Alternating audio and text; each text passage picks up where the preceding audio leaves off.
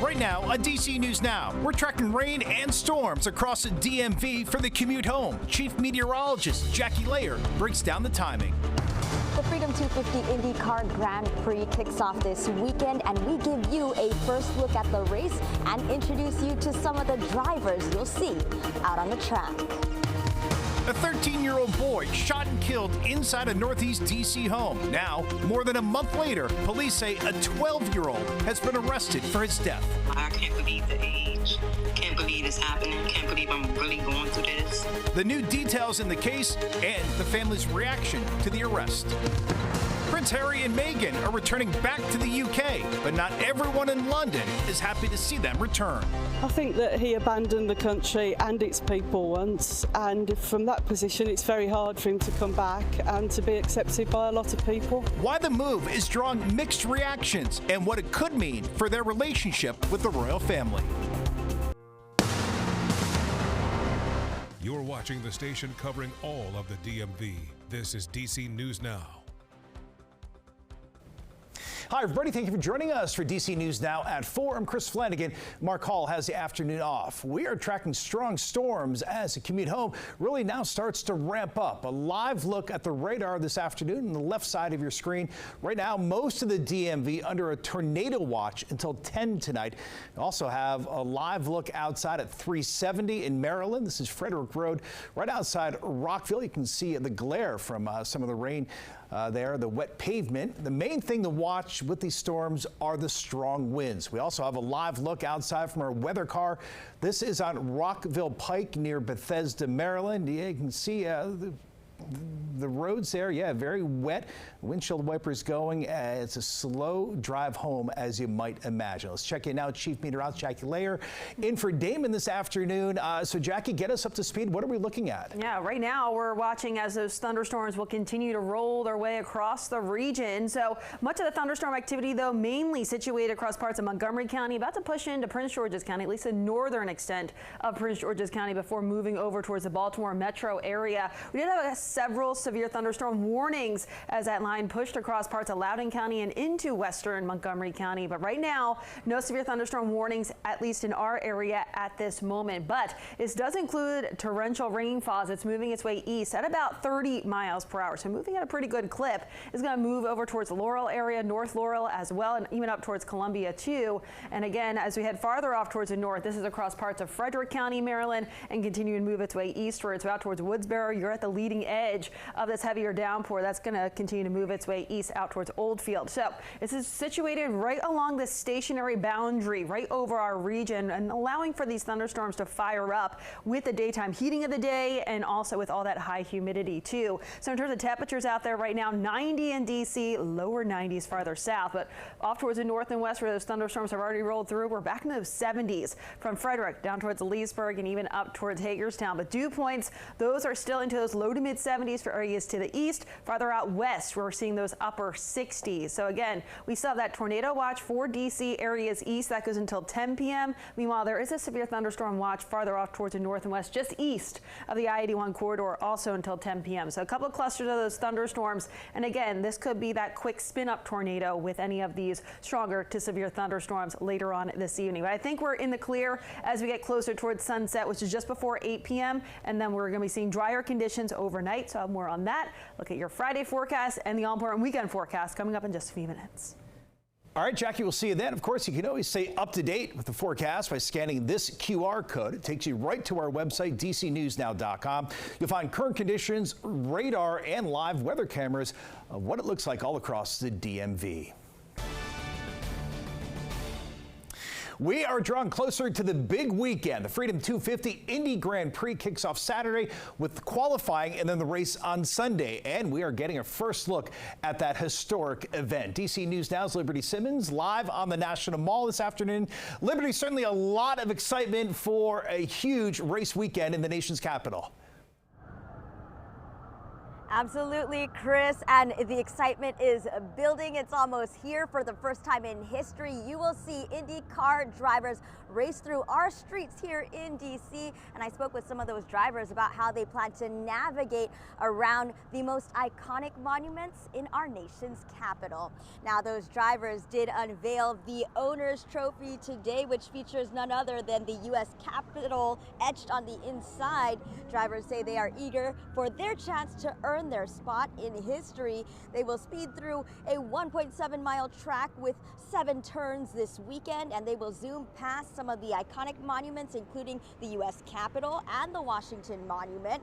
And the event is bringing additional road closures to the area as well because of all of this, including portions of the Arlington Memorial Bridge and Lincoln Memorial Circle, causing some headaches for drivers and pedestrians as they struggle to navigate out here. So just be aware of that. Now, the track will also be challenging even to some of the best drivers in the world, with 147 laps to create a true 250-mile race.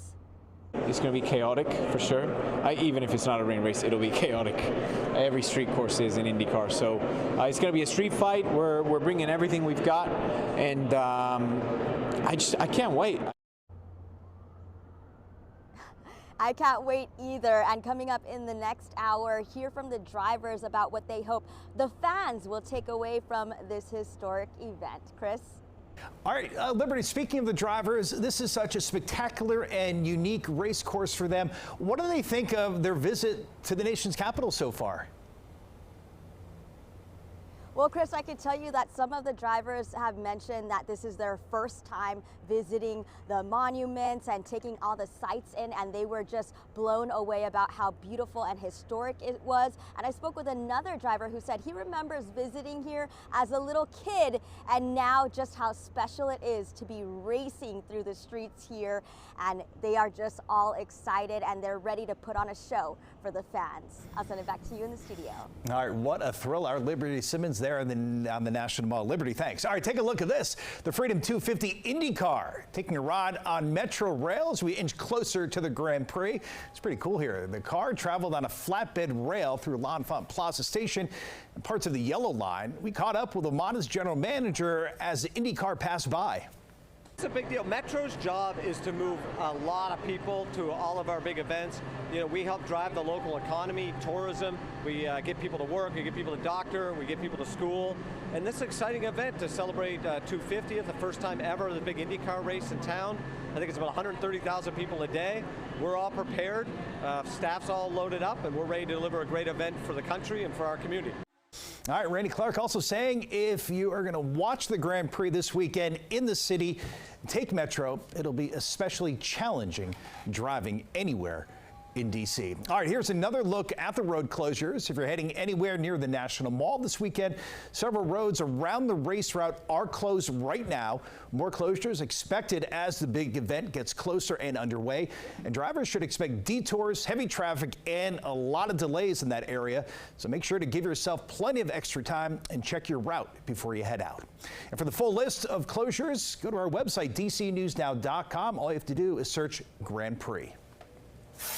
Meanwhile, a wild scene in the district. A morning shooting in Prince George's County, Maryland, leads to a police chase through D.C. Police say a man was shot on Sheriff Road right near the D.C.-Maryland line. They say the gunman then stole the man's car and led police on a chase into the district.